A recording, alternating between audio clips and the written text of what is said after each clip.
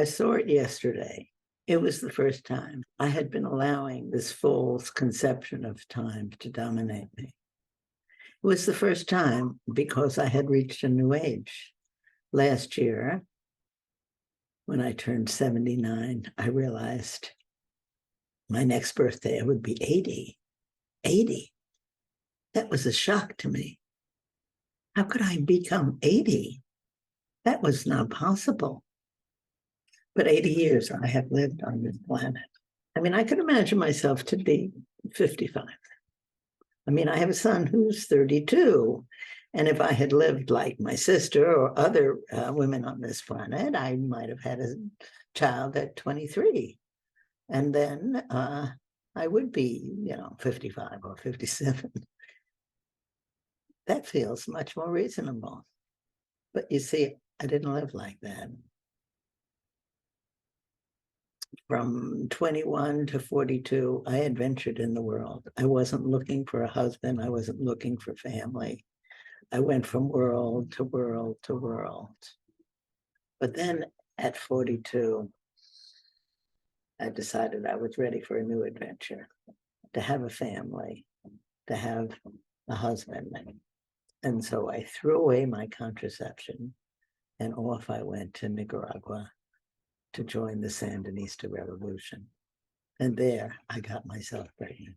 I returned a few weeks later, and then I found myself to be pregnant. And on a long distance phone call, we decided to get married. But then I miscarried. And I thought about it. I had lost the child, but I didn't want to lose this sweet man.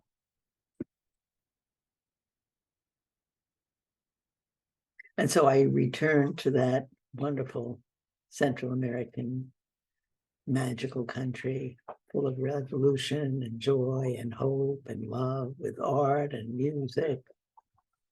And then with a incredible spiritual priest with an aura of love and spirituality, we got married. I married in a small town in Nicaragua with guitars and horses. And a few years later, I adopted my son, Sammy, from Nicaragua. And we lived till 1999 in the Bronx. But life opens up new possibilities. My husband was drinking and was angry. My son was getting depressed. I said, I have to get him out of here. I have to get me out of here. And so off we went, this small island in the Pacific. My mother had passed away, and so I was able to come here to Maui. I was 57. My son was 9. But this story is depressing me. It is depressing me.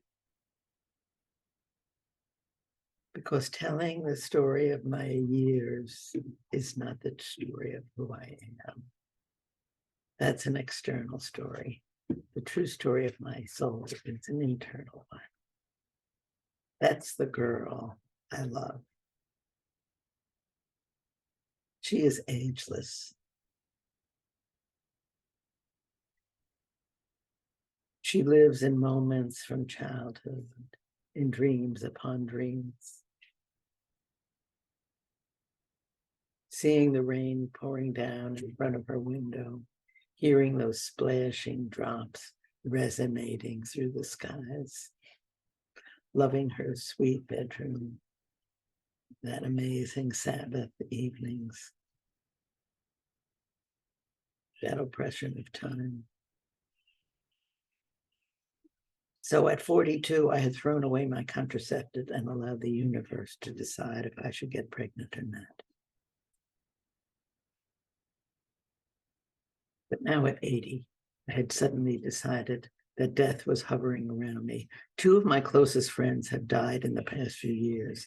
Others have cancer or are facing their husbands dying. The world is facing destruction on all sides. War is raging everywhere. I thought, Helen, perhaps you have to do something relevant before you pass from this planet.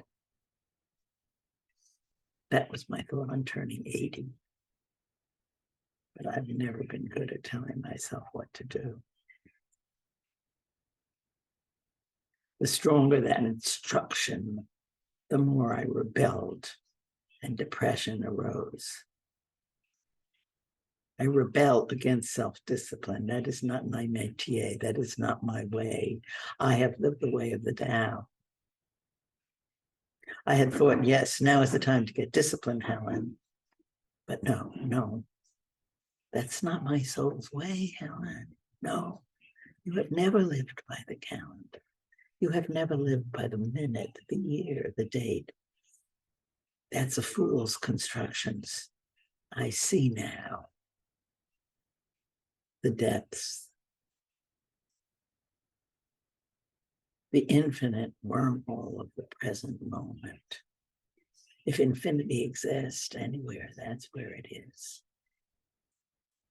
Deeper and deeper, I descend into the realms of imagination, prehistoric information, mathematical equivalencies. I swim in the oceans of galactic realities. Here on Maui, 2,000 miles from every continent, above fire from the center of the earth, surrounded by whales and dolphins and octopus,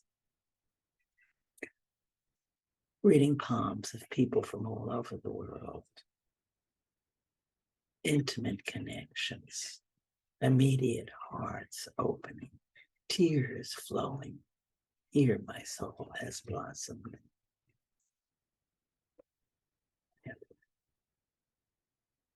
So this calendar, dividing up time as though linear time exists, as though past, present, and future are real things.